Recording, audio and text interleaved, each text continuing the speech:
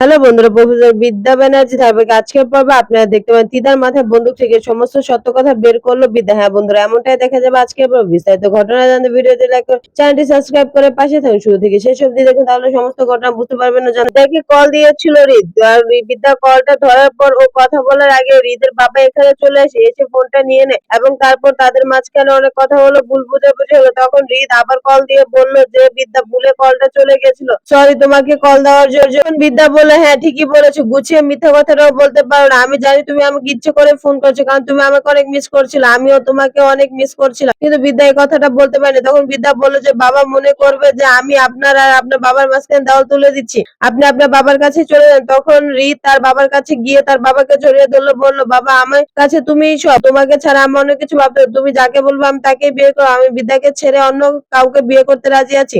পিছন থেকে দেখছিল রাজরূপ এই ঘটনাটি, সে দেখে বলল যে এত বিশ্বাস করে রিত তার বাবাকে, সে বুঝে না তার বাবা একটা খোলস পড়ে যাচ্ছে, যখন খোলসটা ছাড়বে তখন সে তার বাবার আসল রূপটা দেখতে পায়। রিতের বাবা বলল তুমি চিন্তা করো না, আমি তোমার জীবন সুন্দর করে দেবো, তোমাকে ভালো একটা মেয়ে এনে দেবো যার সাথে তুমি সুখে শান্তিতে সংসার করতে পারো। ওই বিদ্যাকে তুমি ভুলে যাও যার জন্য তুমি এত কান্না করছো। রাজরূপ চ্যাটার্জি তখন একজন কনিষ্ক বিশ্বাস নামে একজনের কাছে গেল, সে তাকে বলল যে আপনি কি ইস্পার কামাল ইস্পার করেন সেটা আমি জানি, আমার এই ব্যবসা, চলুন আমরা একসাথে ব্যবসা করি, তাহলে ডাবল লাভ হবে, একটা আপনার একটা আমার, চিন্তা করবেন না, সমস্ত বিস্তারিত তথ্য আমি আপনাকে জানিয়ে দেব। আমি আপনাকে একটা কার্ড দিচ্ছি, এটা আমার কার্ড, আপনি আমাকে ফোন দিবেন, আমি আপনার সাথে যোগাযোগ করব, তখন আমাদের ব্যবসাটা ভালোই জমবে। এই বললো সে লোকটা তখন বললো আপনাকে তো আমি চিনি না, তাহলে আপনার কথা কেন আমি শুনতে যাব। তখন বলো শুনলে আপনার উপকারই হবে, অপকার হবে না, চিন্তা করবেন না, এতে আমাদের দুজনেই ব্যবসা ভালো হবে। মনে রাখবেন কিন্তু আমার কথা, আমাকে কিন্তু কল দিবেন, আপনার আসে আমি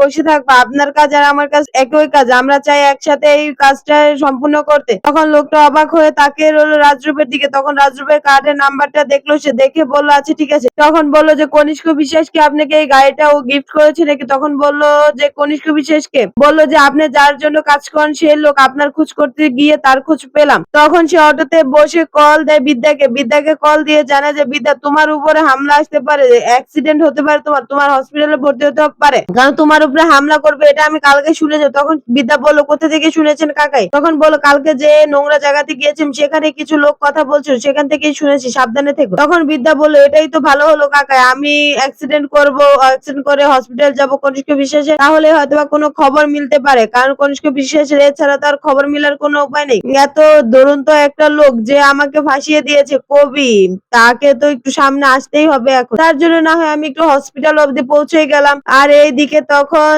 বিদ্যার শাশুড়ি এসেছে বিদ্যার বাড়িতে, এসে নক করলো, নক করে দেওয়ার পর বিদ্যা যখন গেট খুললো তখন সে ভিতরে যাওয়ার পারমিশন ছিল। বিদ্যা বললো হ্যাঁ হ্যাঁ আসুন। তখন বললো যে মা বসুন। তখন বললো তোমার সাথে আমার কোনো সম্পর্ক নেই, কারণ তোমার সম্পর্ক তো অন্য আরেকজনের সাথে আছে, কনিষ্ক বিশ্বাস নামে একজন কবি, তার সে তোমাকে ফুল দিচ্ছে, রিং দিচ্ছে, পুরো একটা কফি শপ বুকিং করে নিচ্ছে। আমার ছেলে তো আর মিথ্যা বলতে পারে না, তাই না? তোমার বাড়ির সামনে দামি গাড়ি, দামি ব্র্যান্ডের জুতো, দামি পারফিউম, বিদেশি, এইসব কিছু তো আর মিথ্যে হতে পারে না, আমার ছেলে যা দেখেছে তাই সত্যি। তখন বিদ্যা বললো যে আপনি কিন্তু এখনো সম্পর্কে আমার শাশুড়ি, আপনি ঠিক করে কথা বলুন, আপনি এইভাবে কথা বলতে পারেন না। তখন বিদ্যাকে বললো যে আমি কিভাবে বলবো কথা, সেটা তোমার কাছ থেকে আমার শিখতে হবে না, তুমি এটা মনে রাখো, তুমি আমার কেউ হও না, কারণ আমার ছেলের সাথে তোমার ডিভোর্স হয়ে যাবে, কোর্টে চলছে মামলা, আর মাত্র কিছু সিগনেচার, তারপরে তো সমস্ত কিছু।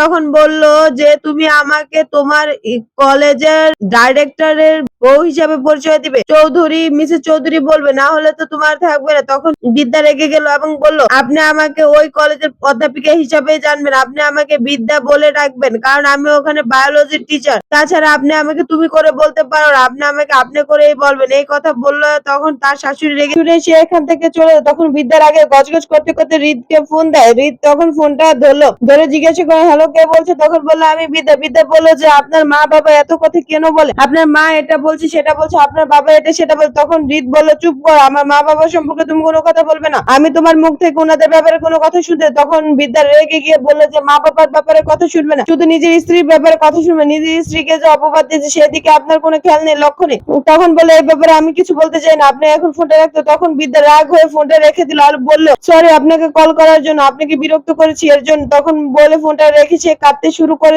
রিত তাকে অবিশ্বাস করলো, ভুল বুঝলো, এইসব কিছু নিয়ে বিদ্যা কান্না করছিল, কারণ রিত তাকে কোনো সময় বুঝতে পারলো না।